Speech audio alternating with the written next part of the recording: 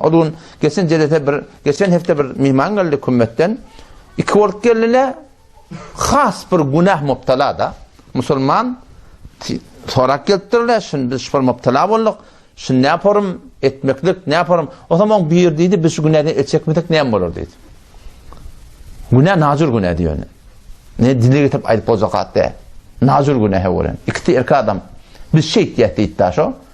Biz şimdi el çekmek ne yapmalı diye. Ben nihayetin şayet men öz büyüneşim Hudaşinasime göre bir taraf, iki taraf, üç tarafı kakarlı dedim.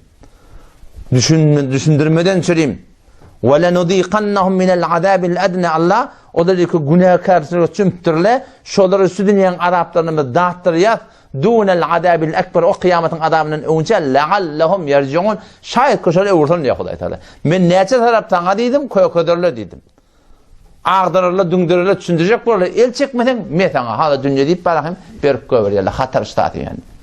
Ştat hatar. Ben dedim eğer tane vurmetene dedim şun işine varar dedim.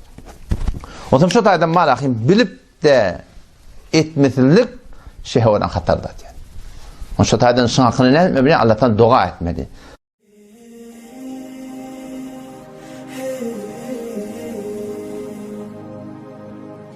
Sallallahu aleyhi ve sellem